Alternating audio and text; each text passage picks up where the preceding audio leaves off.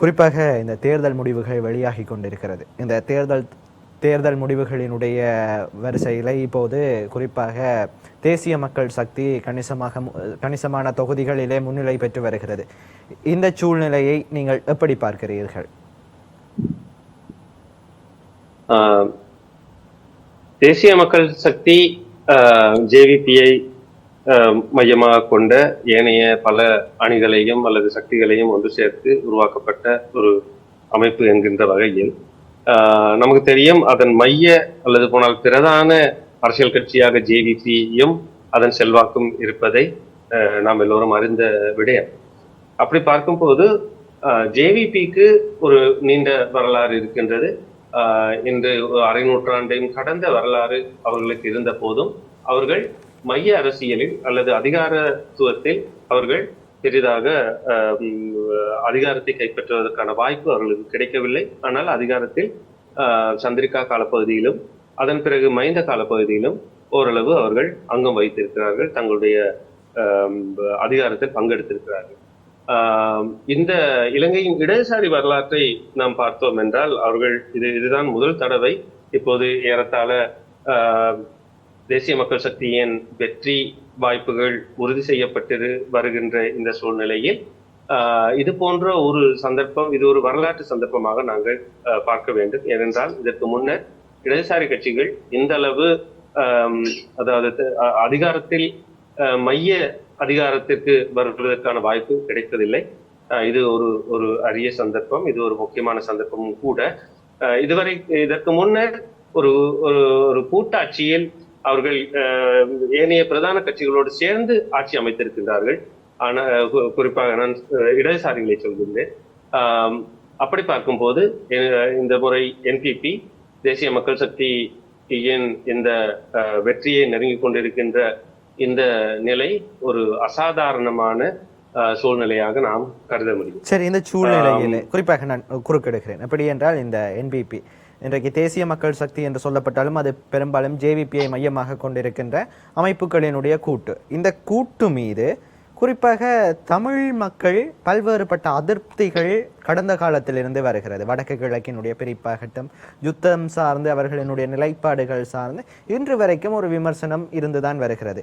இதை தமிழ் தரப்பினர் எப்படி அணுகப் போகிறார்கள்? உண்மை. இப்ப இது ஒரு விமர்சனமாக நாங்கள் பார்க்கலாம். இதனை நாங்கள் அப்படி பார்ப்பதாக இருந்தால் இடதுசாரி கட்சிகளின் வளர்ச்சி போக்கையும் சேர்த்துதான் நாங்கள் இதனை பார்க்க வேண்டும் என்று நினைக்கின்றேன். அப்படி பார்க்கும்போது எங்களுக்கு இன்னும் இலகுவாக இருக்கும். ஜேவிபி அல்லது என்பிபி என்கின்ற கட்சி வரையான இந்த கட்சிகளின் மீது ஆன தமிழ் மக்களின் பங்களிப்பு அல்லது தமிழ் மக்கள் இந்த ஊடாட்டத்தை பற்றி நமக்கு ஆராய்வதற்கு மிகவும் வழிவகுக்கும் என்று நினைக்கின்றேன். நமக்கு தெரியும், இலங்கையின் இடதுசாரி அமைப்பாக முதலாவது இடதுசாரி கட்சியாக பதிவு செய்யப்பட்ட கட்சியாக நாங்கள் லங்கா சமஸ்மாத கட்சியை நாங்கள் அறிந்திருக்கிறோம். 1935ஆம் ஆண்டு அந்த கட்சி உருவாக்கப்பட்ட காலத்தில் அது பிரதானமாக அதன் வாக்கு வங்கி அல்லது மக்கள் பலம் அல்லது தொழிலாளர் பலம் என்பது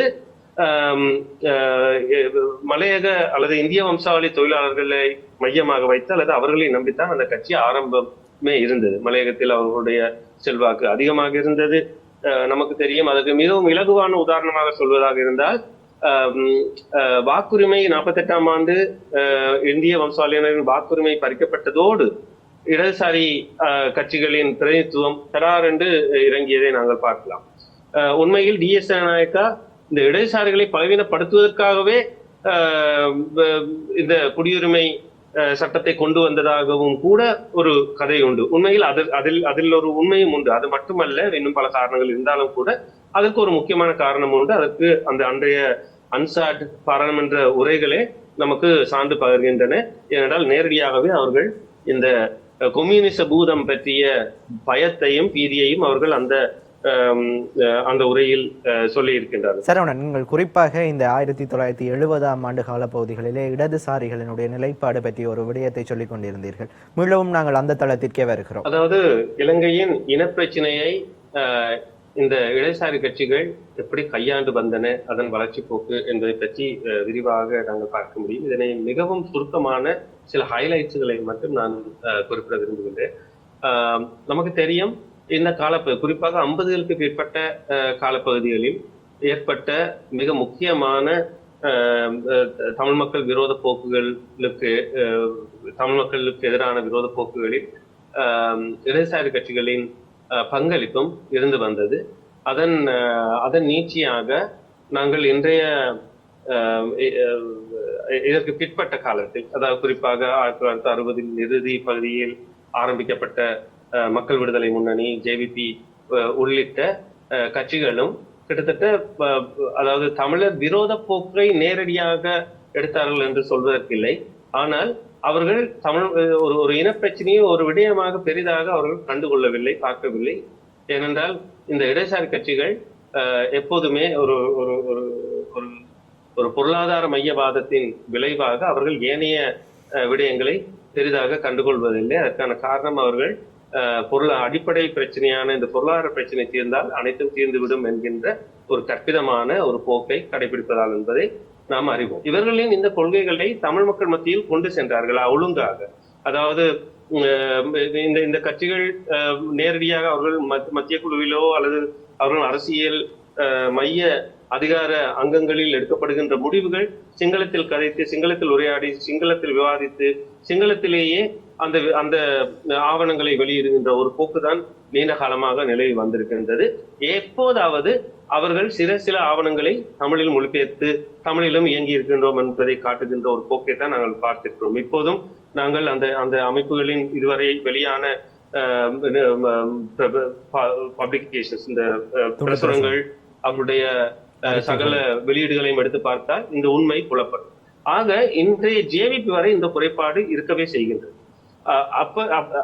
அதனால்தான் இன்றும் கூட ஜேவிபி பக்கம் இருக்கின்ற சில நியாயங்கள் ஏன் எப்படி இருக்கின்றார்கள், அல்லது போனால் இந்த தமிழ் விரோத போக்குகள்ல தமிழ் மக்கள் சம்பந்தமான இந்த அபிலாஷைக்கும் தமிழ் மக்களினுடைய அபிலாஷைகளுக்கும் இடையில் உள்ள இந்த இடைவெளி பற்றி நாம் தேடும் போது ஏன் இவர்கள் அவர்களிடம் கொண்டு போகவில்லை, அல்லது அவர்களின் அபிலாஷைகள் இங்கே பிரதித்துவப்படுத்தவில்லை? ஏன் என்று சொன்னால் இந்த பிரச்சனையை நாங்கள் பார்க்கலாம்.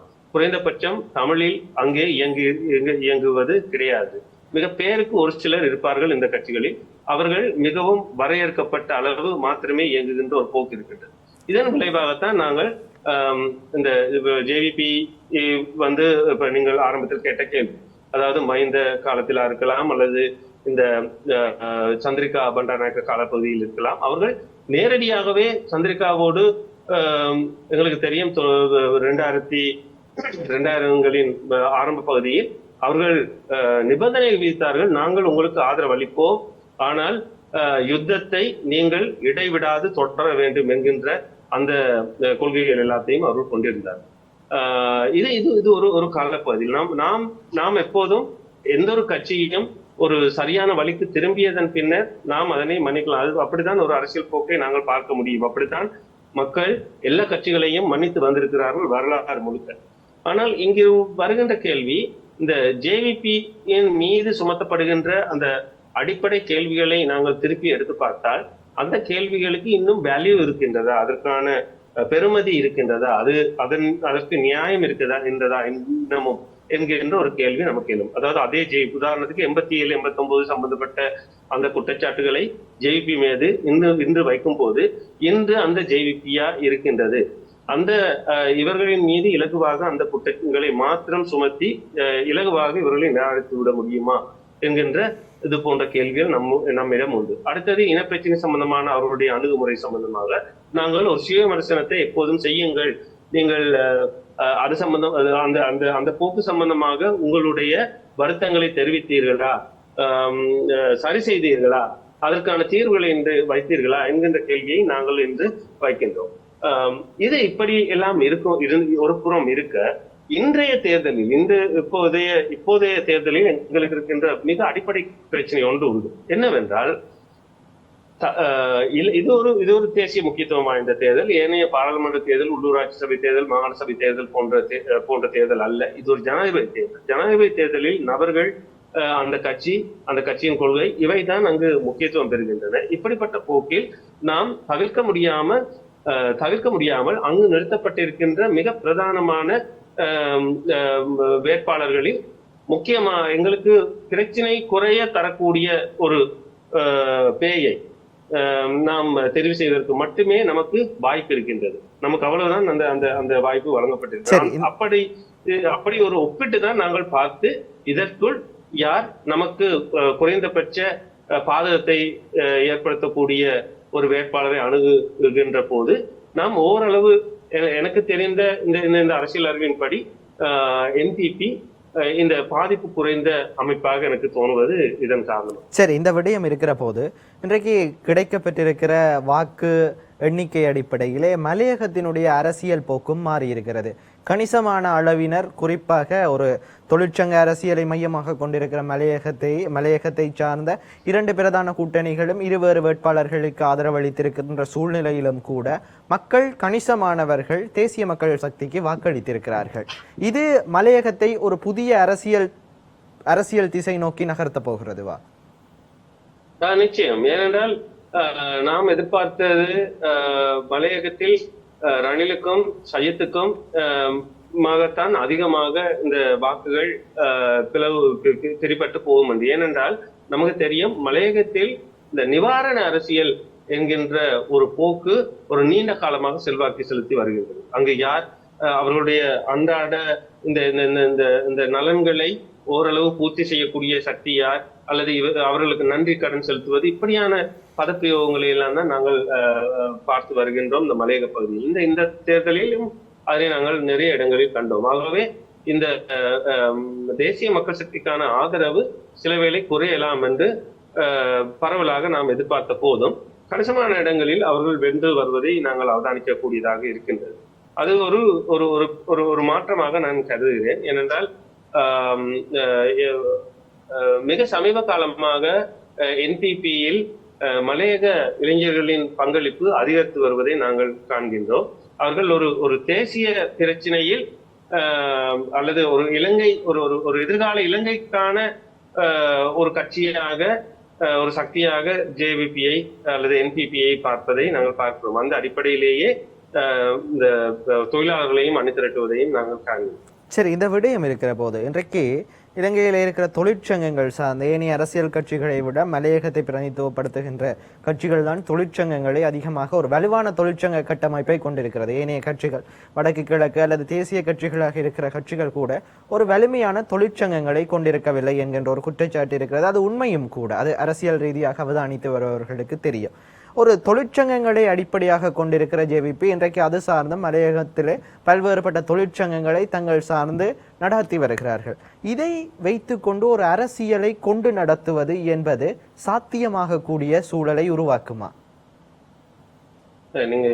நீங்கள் சொல்றது மிக முக்கியமான கேள்வியா நானும் பார்க்கின்றேன். ஏனென்றால் மலையகம் ஒரு மிகப்பெரிய இலங்கையின் தொழிலாளர் படையை கொண்ட ஒரு மக்கள் சமூகம் என்கின்ற வகையில் அவர்களின் அடிப்படையான பிரச்சனைகள் எல்லாமே இந்த தொழிற்சங்கத்துக்கூடாக தீர்க்கின்ற அல்லது தீர்வுகளை காண்கின்ற ஒரு போக்கே நீடித்து வருகின்றது. ஆகவேதான் ஒரு தொழிற்சங்க அரசியல் தேசிய அரசியல் கட்சியில் இருந்து விலகி தொழிற்சங்க அரசியல் நீடித்து வந்த ஒரு வரலாற்றை நாங்கள் பார்த்திருக்கின்றோம். ஈதோகா கூட மிக பிந்திய காலத்தில் தான் அவர்கள் ஒரு அரசியல் கட்சியாகவும் அவர்கள் பரிணாமிக்கின்றார்கள். அப்படி பார்க்கும்போது அவர்களின் கோரிக்கைகளில் பெரும்பாலான கோரிக்கைகள் ஆரம்பத்தில் எல்லாம் இந்த தொழிற்சங்கம் சார்ந்த, தொழிலாளர்களுடைய உரிமைகள் சார்ந்த விடயங்களே தேர்தல் விஞ்ஞாபனங்களில் எல்லாம் இருப்பதை நாங்கள் கண்டிருக்கிறோம். இப்போது மலையக தேசியம் சார்ந்த, இருப்பு சார்ந்த காணிகள், ஏனைய சம்பள பிரச்சனைகளோடு சேர்த்து ஏனைய பிரச்சனைகள் எல்லாம் இந்த மலையக சாசனம் என்று சொல்லக்கூடிய ஒரு கருத்தாக்கம் எல்லாம் இன்று வளர்ந்து வருவதை நாங்கள் பார்ப்பது இதன் நீட்சியாகத்தான். ஆகவே இனி வரும் எந்த ஒரு தேர்தலிலும் மலையக மக்களின் இந்த காரணிகளை நிராகரித்து விட்டு எந்த ஒரு சக்திகளும் மலையக மக்களிடம் செல்ல முடியாத ஒரு நிலைமை இன்றைய மலையக மக்கள் தோற்றுவித்திருக்கின்றார்கள். தேசிய மக்கள் சக்தி ஒரு தேர்தல் முடிவுகளின் அடிப்படையிலே முன்னிலை பெற்று வருகிறது. இந்த சூழ்நிலையிலே அவர்களினுடைய தேர்தல் விஞ்ஞாபனங்களிலும் சரி, பெரும்பாலான இடங்களிலும் சரி, அவர்கள் குறிப்பிட்டு கொண்டிருக்கிற ஒரு விடயம் இலங்கையிலே வர்க்கம் சார்ந்த பிரச்சனைகள் தான் இருக்கிறது. வர்க்கம் சார்ந்த பிரச்சனைகளை தீர்த்து கொள்ளுகிற போது இனம் சார்ந்த பிரச்சனைகள் இல்லாது போய்விடும் என்கின்ற விடயத்தை அவர்கள் பெரும்பாலான இடங்களிலே வலியுறுத்தி வருகிறார்கள். ஆனால் வடக்கு கிழக்கிலே இருந்து இன்னமும் எங்களினுடைய பிரச்சனைகள் சார்ந்த குரல்கள் எழுப்பப்பட்டு கொண்டுதான் இருக்கிறது. இந்த விடயங்களை ஒரு ஜனாதிபதியாக பதவியேற்றதன் பின்னரான சூழ்நிலையிலே தமிழ் தரப்பு எப்படி கையாள முடியும்? நான் ஆரம்பத்தில் தொடர்ந்து வந்து அதையும் சேர்த்தே நான் குறிப்பிடுகின்றேன். உண்மை, ஒரு ஜேவிபியை பொறுத்தவரையில் கடந்த கால கரைகள் அவர்களிடம் உண்டு என்பது உண்மை. மறுபுறம் அவர்கள் தங்களை சரி செய்து வந்து கொண்டிருப்பதை நாங்கள் பார்க்கின்றோம். ஆகவே நாங்கள் இலகுவாக அவர்களை ஒரு இனவாதிகளாக, இன்றைய ஜேவிபியையும் என்பிபியையும் குறிப்பாக ஒரு இனவாத சக்தியாக பார்க்க முடியாத அளவுக்கு அவர்கள் தங்களை சரி செய்து கொண்டிருக்கிறார்கள். நாங்கள் ஒரு வரலாற்றில் ஆங்காங்கு நிகழ்ந்த சில நமக்கு எதிரான சில விடயங்களை வைத்து அவர்களை கணிப்பதும் அவர்களை எதிர்ப்பதுமான ஒரு போக்கு நம்மிடம் இருக்கின்றது. அந்த அந்த ஒரு குழப்பகரமான ஒரு நிலைமையை நான் ஒரு விமர்சனபூர்வமாக பார்க்கின்றேன். அதற்கான காரணம், இதைவிட மிக மோசமான நமக்கு நெருக்கடிகளையும் நட்டங்களையும் தோல்விகளையும் அழிவுகளையும் தந்த சக்திகளை நாங்கள் இன்று ஆதரித்து கொண்டு இருக்கின்றோம். அது சஜித்தினுடைய அந்த அந்த பரம்பரையா இருக்கட்டும், அல்லது நான் சொல்ற அரசியல் பரம்பரை அதுவாக இருக்கட்டும், அல்லது நாமல் ராஜபக்ச இந்த ராஜபக்ச தரப்பினரா இருக்கட்டும், அல்லது போனால் இந்த ஜேஆர் வழிவந்த இந்த ரணில் கும்பலாக இருக்கட்டும், இவர்கள் எல்லோரையும் கூட நாங்கள் அங்கீகரிக்க தயாராக இருக்கும் போது இவர்கள் மிகவும் எப்போதோ எங்கோ நாங்கள் காண்கின்ற, நான் ஏற்கனவே கூறியது போல இவர்கள் எல்லோரும் நமக்கு தேவதைகள் அல்ல. இவர்கள் எல்லோருமே ஒரு பிசாசுகள் தான் என்று நாங்கள் கணித்தால், இவர்களில் குறைந்த அளவு நமக்கு நெருக்கடியை அல்லது ஆபத்தை விளைவிக்கக்கூடிய ஒரு சக்தி எதுவோ அதனை தெரிவு செய்வதற்கு மட்டும்தான் நமக்கு தெரிவு உண்டு. இவ்வளவுதான் தெரிவு உண்டு. அந்த தெரிவில் ஒன்றை நாம் தெரிவு செய்யும் போது நாம் ஒரு ஒப்பீட்டளவில் இவர்களில் யார் நமக்கு இந்த இந்த ஒப்பீட்டளவில் பார்த்துதான் நாம் அப்படி கணிக்க வேண்டும். அப்படி பார்க்கும் போது நான் நினைக்கின்றேன், ரணில் சஜித் போன்றோரை விட ஓரளவு நமக்கு சாதகமான சக்தியாக என்பிபி இருப்பதை நாங்கள் பார்க்கின்றோம். என்பிபியை பொறுத்தவரையில் நான் அறிந்த அளவு, நான் இதுவரை அவர்களோடு கதைத்து பேசி அறிந்த தகவலின்படி அவர்களுக்கு ஒரு பயம் இருந்தது. நேரடியாக தமிழ் மக்கள் சார்பு அரசியல் கருத்துக்களை தற்போதைய நிலையில் வெளியிடும் பட்சத்தில் அவர்கள் இந்த சிங்கள வாக்காளர்களிடமிருந்து மிக தூரம் அந்நியப்படுவார்கள். அப்படி அந்நியப்பட்டால் இருக்கின்ற இந்த தேர்தலில் வெல்ல முடியாமல் போகும் என்கின்ற ஒரு நிலை. அதாவது கொள்கை அளவில் தமிழ் மக்களின் அந்த தேவைகளையும் அவருடைய அரசியல் அபிலாஷைகளையும் நிறைவேற்றுவதற்கு தயாராகி இருந்தாலும் அதனை பகிரங்கமாக கூறுவதற்கு உரிய நேரம் அல்ல என்கின்ற ஒரு நிலைமையை அவர்கள் எதிர்கொண்டதை நான் கண்டேன். ஆகவே நான் அறிந்த தமிழர் தரப்பு, இல்லை, நீங்கள் இப்போதைக்கு அதை நீங்கள் செய்யாதீர்கள், இப்போதைக்கு நீங்கள் சிங்கள மக்களிலிருந்து அந்நியப்படுவது அது ஒட்டுமொத்த வெற்றிக்கு பெரிய சிக்கலாகிவிடும். வந்ததன் பிறகு நாங்கள் உங்களிடம் இந்த கோரிக்கைகளை சரி செய்வீர்கள் என்று எதிர்பார்க்கின்றோம் என்கின்ற ஒரு நிலைமை தான் இருக்கின்றது. அவர்களின் தேர்தல் விஞ்ஞாபனத்தை நாங்கள் பார்த்தால் மிகவும் சாதகமான ஒன்றாக இருக்கின்றது. மிகவும் அவர்கள் சில புள்ளிகளாக எடுத்து வைத்திருந்தார்கள். அந்த விவரங்கள் எல்லாம் எங்களுக்கு மிகவும் இனிவரும் காலங்களில் இந்த நெருக்கடியற்ற அல்லது இந்த இனப்பாரபட்சமற்ற மத பாரபட்சமற்ற ஒரு நிலைமை உருவாக்குவது மிகவும் முக்கியம். அந்த விடயத்தில் நான் நினைக்கின்றேன் என்பிபி ஒரு உத்தரவாதம் ஏற்கனவே அளித்திருக்கின்றது. அந்த உத்தரவாதத்தின் அடிப்படையில் நாங்கள் ஒரு கண்காணிப்பை செய்து இருக்கலாம். இதேவேளை நீங்கள் தொடரலாம் சரவணன். இதேவேளை எனக்கு தமிழ் தரப்பின் மீதான ஒரு கடும் விமர்சனம் உண்டு. என்னவென்றால், நாங்கள் தமிழ் தேசியம், தமிழ் மக்களுடைய அபிலாஷைகளை தவிர வேறு எதையும் பார்ப்பதில்லை. நம் மீது அது ஒரு சுயவிமர்சனமாக எடுத்துக்கொள்வதற்கு கூட நாங்கள் தயாரில்லை. அதாவது இலங்கை என்கின்ற ஒரு இந்த ஜீவ மிச்சம் இருந்தால்தான் நாங்கள் மிகுதி எதையும் பார்க்கலாம். நாங்கள் ஒரு இனங்களாக நாங்கள் எங்களை பேணுவதாக இருந்தாலும் கூட நாங்கள் முதலில் இந்த தீவு ஒழுங்காக இருக்க வேண்டும், இந்த ஆட்சி ஒழுங்காக இருக்க வேண்டும். இதற்கு ஒரு சிறந்த உதாரணம், இந்த பொருளாதார நெருக்கடி வந்த போது நாம் நம்முடைய இனத்துவம், தேசியவாதம் எல்லாவற்றையும் நாங்கள் மூட்டை கட்டிவிட்டு நாங்கள் இந்த அறகலையில் இணைந்திருந்தோம். இந்த இந்த இந்த இந்த இந்த இந்த வரிசைகளில் போலியன்களில் நாங்கள் இருந்த அந்த நிலைமையின் போதெல்லாம் நாங்கள் இன மத சாதிய வேறுபாடுகள் எல்லாம் கலைந்து நாங்கள் ஒரு ஒற்றுமையாக எங்களுடைய அடிப்படை தேவையை ஈடு செய்வதற்காக அவற்றை வெற்றி கொள்வதற்காக நாங்கள் இணைந்தோம். நமக்கு இருந்த அடிப்படை பிரச்சனையின் எல்லோருமே கவனம் செலுத்த வேண்டி இருந்தது. அது ஒரு நல்ல ஒரு உதாரணம். இது முதலில் இலங்கை என்கின்ற நாடு எங்களுக்கு மிஞ்ச வேண்டும். அதற்கு இலங்கையில் ஒரு ஸ்திரமுள்ள ஒழுங்கான ஒரு ஆட்சி இருக்க வேண்டும். ஏற்கனவே எங்களுக்கு தெரியும் 76 ஆண்டு கால மிக மோசமான சக்திகளால் பாதிக்கப்பட்டது இனத்துவ அரசியலும் சேர்த்துதான். கூடவே ஏனைய பொருளாதாரம் ஏனைய இலங்கை நாசமாக்கிய ஒரு மரபை நாங்கள் கண்டு கடந்து வந்திருக்கின்றோம். இன்று அதனை மாற்றுவதற்கு ஒரு வாய்ப்பு கிடைக்கின்றது எங்களுக்கு. அந்த அந்த அந்த மாற்றம் இது நான் என்பிபிக்கு ஆதரவாக என்று கூறுவதற்கில்லை. இது எந்த சக்தியாக இருந்தாலும் கூட நாம் முதலில் இலங்கை என்கின்ற தேசத்தின் மீதான அக்கறையையும் நாங்கள் செலுத்துவது மிகவும் முக்கியமாக நான் நினைக்கின்றேன். நாங்கள் ஒருபோதும் இலங்கையினுடைய பொருளாதாரம் பற்றிய நம்முடைய தமிழ் அரசியல் எஜெண்டாவிலேயே நம்முடைய நிகழ்ச்சிகளிலேயே கிடையாது. இலங்கையினுடைய தேசிய பொருளாதாரம் சார்ந்த கருத்துக்கள் சொல்வது கிடையாது. தென்னிலங்கை தொழிலாளர் வர்க்கத்தினுடைய பிரச்சனைகளில் நாங்கள் தலையிடுவது கிடையாது, அவர்களில் அக்கறை காட்டுவது கிடையாது. அல்லது இலங்கைக்கான இந்த சூழலியல் சம்பந்தப்பட்ட பிரச்சனைகள் நிகழும் போதும் நாங்களும் அதன் அங்கத்தவர்கள், நாங்களும் பங்காளிகள், அல்லது இந்த பிரச்சனை நம்முடைய ஒட்டுமொத்த இலங்கை தீவினுடைய பிரச்சனை என்று நாம் ஒரு ஒற்றுமை காண்பது கிடையாது.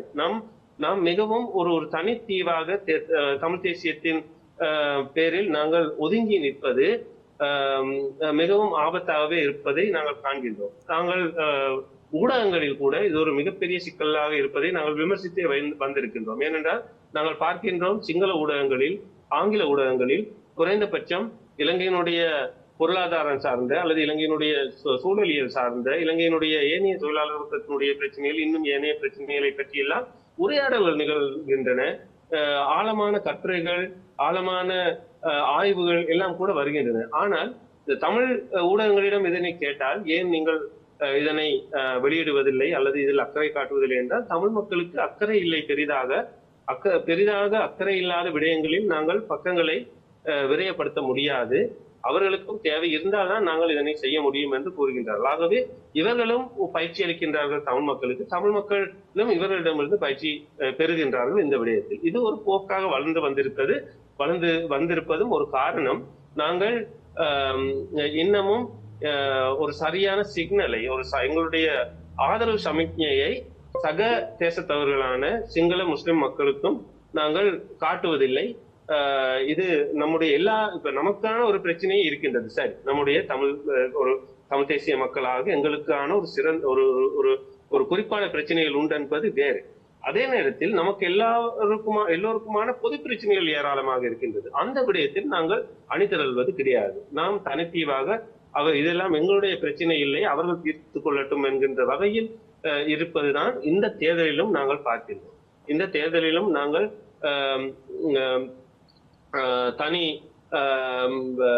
தனித்தமிழ் வேட்பாளரை நாங்கள் போஷித்தது அல்லது அதனை ஊக்குவித்தது, அதன் பின்னால் நாங்கள் காரணங்களை அடுக்கிக் கொண்டு போனது, அது கூட பரவாயில்லை. அதாவது இந்த லெனின் போன்ற லெனின் கூறுவார், உண்மையில பாராளுமன்றத்தை ஒரு நமக்கான பிரச்சார மேடையாக பயன்படுத்த வேண்டும் என்று சொல்லி, அந்த வகையில் தமிழ் மக்கள் தங்களுக்கான ஒரு வேட்பாளரை நிறுத்தும் போது அதற்கூடாக எங்களுடைய பிரச்சனைகளை முன்வைப்பதற்கான மிக அவகாசம் கிடைக்கின்றது. ஒரு சிறந்த தளமாக நாங்கள் பயன்படுத்துகிறோம் என்பதெல்லாம் உண்மை. ஆனால் குறைந்தபட்சம் எங்களுடைய அந்த தேர்தல் விஞ்ஞாபனத்தில் நாம் தவிர்ந்த ஏனைய பிரச்சனைகள் மீதும் நம்முடைய கவனத்தை செலுத்தி நம்முடைய நல்லெண்ண சமிக்கையை காட்டுவதற்கான வாய்ப்பாக பயன்படுத்தியிருக்கலாம். குறிப்பாக இந்த பாராளுமன்றம் சார்ந்து இன்றைக்கு பெரும்பான்மையை நோக்கி தேசிய மக்கள் சக்தி நகர்ந்து கொண்டிருக்கிறது என்ற ஒரு விடயத்தை வெளிப்படுத்தி கொண்டிருக்கின்ற சூழ்நிலையிலே இந்த பாராளுமன்றம் கலைக்கப்படுமா என்கின்ற ஒரு விடயத்தையும் பேசுபொருளாக்கி இருக்கிறார்கள். இதனோடு இணைத்து தேசிய மக்கள் சக்தியினால் இன்றைக்கு இனி வருகின்ற பாராளுமன்றத்திலே ஒரு குறிப்பிடத்தக்க பெரும்பான்மையை பெற்றுக்கொள்ள முடியுமா என்கின்ற சந்தேகத்தையும் மக்கள் பேசத் தொடங்கி இருக்கிறார்கள். இந்த விடயங்களை நீங்கள் எப்படி பார்க்கிறீர்கள்? இந்த தேர்தல் பல கட்சிகளுக்கான ஒரு ஒத்திகை தான். ஏனென்றால் இனி வரும் ஓராண்டுக்கு தேர்தல் காலம். பாராளுமன்ற தேர்தல், உள்ளூராட்சி சபை தேர்தல், மாகாண சபை தேர்தல் என வரிசையாக தேர்தல்களை நாங்கள் சந்திக்க போகின்றோம். இந்த அடிப்படையில் இந்த தேர்தல் இந்த தேர்தலில் இந்த தேர்தல் வெற்றி குறிப்பாக ஜனாதிபதி ஒரு நிறைவேற்று அதிகாரம் கொண்ட ஜனாதிபதி முறையை கையில் எடுக்காமல் அல்லது அதனை வைத்துக் கொள்ளாமல் ஏனைய அதிகாரங்களை நிறைவேற்றிக் கொள்ள முடியாது. ஆனால் ஒரு அதிர்ஷ்டவசமாக ஜனாதிபதி தேர்தலும் மிக நெருங்கிய சூழலில் பாராளுமன்ற தேர்தலும் இருப்பதால் இந்த சூட்டோடு சூடாகவே இந்த பாராளுமன்ற தேர்தலை நடத்தி அதிகாரத்தை தக்க வைத்துக் கொள்ளும் முயற்சியை இதில் உள்ள பிரதான கட்சிகள் செய்ய முற்படும். இன்றைய தேசிய மக்கள் சக்தியும் அதற்கான முஸ்தீபை செய்வதை நாங்கள் ஆரம்பத்திலேயே அவருடைய அறிக்கைகளில் இருந்தும் நாங்கள் கண்டிருக்கின்றோம். அவர்களை பொறுத்தவரையில் இன்னும் ஒரு வாரத்திற்காவது இதனை தக்க வைத்திருக்க வேண்டி வரும். ஏனென்றால் அதற்கு இடையில் அவர்கள் அனுரகுமார திசாநாயக்க வெல்லும் பட்சத்தில் அவருடைய இடத்திற்கு ஒருவரை நியமிப்பது, உத்தியோகபூர்வமாக நியமிப்பது, அதற்கூடாக ஒரு அமைச்சரவையை, தற்காலிக அமைச்சரவையை உருவாக்குவது, அதன் பிறகு பாராளுமன்ற தேர்தலை அதன் பின்னர் தான் அறிவிக்கலாம். ஆகவே அதற்கு ஒரு ஒரு ஒரு ஒரு கால இடைவெளியும் அவகாசமும் தேவைப்படுவதால் உடனடியாகவே இன்று பதவியேற்ற உடனேயே இந்த நிலைமைகள் நடக்காது. ஆனால் இந்த இடைக்காலத்தில் ஒரு ஒரு ஒரு நெருக்கடி ஏற்பட்டு கொண்டிருக்கும். குறிப்பாக இந்த ஏனைய மைய கட்சிகள், பிரதான கட்சிகள் எல்லாமே இன்று மிகவும் சோர்வடைந்து போய் இருக்கும். ஏனென்றால் அவர்களும் அவர்களை சார்ந்த சக்திகள் ஏராளமான இந்த பொருளாதார ரீதியில் இங்க இருக்கின்ற பெருமுதலாளிகள், அவர்களிடம் தங்கி இருக்கின்ற ஏனைய இந்த நாட்டின் ஒரு ஹிடனாக, ஒரு மறைமுகமாக ஆட்சியிலும் அதிகாரத்திலும் பங்கெடுத்துக் கொண்டிருந்த சக்திகள் எல்லோருக்குமே, கூடவே அந்த கட்சிகளோடு ஒட்டி இருந்த சிறுபான்மையின கட்சிகள் எல்லோருக்குமே ஒரு பெருந்தோல்வி. ஏனென்றால் இந்த கட்சிகள் வந்தால்தான் தாங்கள் ஏதோ ஒரு வகையில் பேரம் பேசி அதிகாரத்தில் பங்கெடுப்பது, இந்த அதிகாரங்களை பகிர்ந்து கொள்வது, அமைச்சரவை போன்ற வசதிகளையும் பெருக்கும், இப்படியான ஒன்றாக தான் இன்றைய காலம் தொடர்ந்து வந்திருக்கிறது. ஆகவே இது எல்லாமே இல்லாமல் போகின்ற ஒரு நிலைமை உருவாகின்றது. நான் இதற்கு ஒரு சம்பவத்தையும் நான் உங்களோடு பகிர்ந்து கொள்ள விரும்புகிறேன். 2001ஆம் ஆண்டு நான் ஒஸ்லோவில் அன்றைய இலங்கைக்கான தூதுவர் என்னை அழைத்திருந்தார் ஒரு விருந்துக்கு. அந்த விருந்து ஒரு பத்திரிகையாளராக என்னை அழைத்திருந்த அதே நேரம் புத்திஜீவி தரப்பில் பேராசிரியர் சண்முகரத்னம் அழைக்கப்பட்டிருந்தார். இது எதற்காக என்றால், அன்று சபாநாயகராக இருந்த அனுரபண்டாரநாயக்க உள்ளிட்ட பாராளுமன்றத்தில் இருக்கின்ற முக்கியமான கட்சிகளை சேர்ந்தவர்கள் எல்லோரும் நோர்வே அரசாங்கம் அழைத்திருந்தது. அந்த அழைப்பின் பேரில் வந்திருந்தவர்களுக்கான ஒரு விருந்து பசார நிகழ்வு தான் அது. அந்த நிகழ்வில் எல்லோருமே பின்னேற பொழுதில் மதுபானம் எல்லாம் அருந்தி பின்னர் அவர்கள் நிறைய அரசியல் விடயங்கள், உள் விஷயங்கள் கரைத்துக் கொண்டிருந்தார். அப்போது அனுர பண்டாரநாயக்க ஒரு விடயத்தை சொன்னார் ஏனையோரிடம். நாங்கள் எவ்வளவு அந்த இடத்தில் ஜேவிபியினர் மாத்திரம் இருக்கவில்லை. ஆக அவர் சொன்னார், நாங்கள் நமக்குள் எவ்வளவும் அடித்துக் கொள்வோம், பிறகு சேர்ந்து கொள்ளலாம், நாங்கள் கடுமையாக எதுவும் நடந்து கொள்ளலாம், ஆனால் ஒரு காலமும் இந்த ஜேவிபியை மட்டும் நெருங்கிவிடக்கூடாது, அதிகாரத்துக்கு வரவிடக்கூடாது, அவர்களின் ஆசனங்கள் பெருகிவிடக்கூடாது, இதில் மட்டும் நாம் கராராக இருக்க வேண்டும், அந்த இடத்தில் நாங்கள் ஒற்றுமையாக இருக்க வேண்டும் என்று அவர்கள் கூறிக்கொண்டிருந்தார்கள். இதனை நான் அடிக்கடி நினைத்து பார்த்தது உண்டு. உண்மையில் அதனை நாங்கள் பிற்காது இன்று அந்த நிலைமை ஏற்பட்டிருக்கிறது. இன்றைய நெருக்கடியில் ரணில் தரப்பும் சஜித் தரப்பும் சேர்ந்தால் கூட நமக்கு ஆச்சரியம் இல்லை. ஏனென்றால் அவர்களை சுற்றி இருக்கின்ற சக்திகள் எல்லோரும் கூட ஒரு அழுத்தத்தை பிரயோகிப்பதற்கான வாய்ப்பு உண்டு. ஏனென்றால் தங்களுடைய இந்த தோல்வியில் ஏராளமானோர் நீண்ட காலத்திற்கு தங்களுடைய அரசியல் எதிர்காலத்தை இழக்கப் போகின்றார். தங்களுடைய பேரார்வத்தை எல்லாத்தையுமே இழக்கப் போகின்றார்கள் என்பது உண்மை. ஆகவே அந்த நிலைமையை தக்க வைத்துக் கொள்வது, அதற்கு ஒரு பெரிய விலையை கொடுப்பதற்கு தயாராக நிறைய பேர் இருக்கின்றார்கள். அது அரசியல்வாதியிலிருந்து பெரிய பொருளாதார முதலைகள், பெரிய தொழிலதிபர்கள் வரை அதற்கு தயாராக இருக்கின்றார்கள். ஆகவே தான் என்பிபி குறிப்பாக இந்த அனுர திசாநாயக்கோடு அவருக்கான பாதுகாப்பையும் அதிகரிக்க வேண்டும் என்று அவரை சுற்றியுள்ளவர்கள் அவருக்கு அல்லது என்பிபிக்கு அழுத்தம் தெரிவித்துக் கொண்டிருக்கின்றார்கள். ஏனென்றால் இதற்கு ஏதாவது ஒரு ஆபத்து நேர வாய்ப்புண்டு, எந்த உச்சபட்ச ஒரு ஒன்றையும் செய்ய வாய்ப்புண்டு என்கின்ற ஒரு அச்ச உணர்வு. ஆகவே இனி வரும் நாட்களில் அவர்கள் 30க்கும் மேற்படாத, அரசியலமைப்பின்படி 30க்கும் மேற்படாத ஒரு அமைச்சரவை இருக்க வேண்டும் என்று கூறியிருக்கின்றதே ஒழிய இத்தனைக்கு குறைவாக இருக்கக்கூடாது என்று இல்லை. ஆகவேதான் அவர்களுக்கு அனுர திசாநாயக்கு பதிலாக ஒருவர் பிரதியீடு செய்யப்படும் போது 4வராக சேர்ந்து ஒரு அமைச்சரவையை தற்காலிகமாக ஏற்படுத்தும் இலக்கு அவர்களிடம் உண்டு. அதை பற்றி ஏற்கனவே அவர்கள் பிரகடனப்படுத்தி இருக்கின்றார்கள். இப்படி நடந்தால் இப்படி எல்லாம் செய்வதற்கு அவர்கள் தயாராக இருப்பதை நாம் காணக்கூடியதாக இருக்கின்றது. அதில் அச்சப்படுவதற்கு இல்லை. ஆனால் ஒரு நம்பிக்கையில்லா பிரேரணை எல்லாம் கொண்டு வந்து இவர்களை கவிழ்த்துவதற்கான வாய்ப்புகளை ஏற்படுத்துவதற்கு முதல் இவர்கள் நகர்ந்தாக வேண்டும். அடுத்த பாராளுமன்ற தேர்தலை வேகமாக நடத்தி முடிப்பது, அதனைத் தொடர்ந்து ஏனைய தேர்தல்களையும் சந்திப்பதற்கு இவர்கள் தயாராக வேண்டும். இனி வரும் நாட்கள் அதற்கான காலமாக இருக்கும் என்பதே எனது கணிப்பு. சரி, குறிப்பாக உங்களுக்கு இருக்கின்ற நேர சிரமங்களுக்கு மத்தியிலும் எங்களுடைய நேரலையிலே இணைந்து இன்றைக்கு இருக்கிற தென்னிலங்கை மலையக அரசியல் நிலைப்பாடுகள் பற்றிய ஆக்கப்பூர்வமான பல்வேறுபட்ட கருத்துக்களை பகிர்ந்து கொண்டமைக்கு எங்களுடைய மனமார்ந்த நன்றிகளே சரவணன். நன்றி சாருங்க. நன்றி.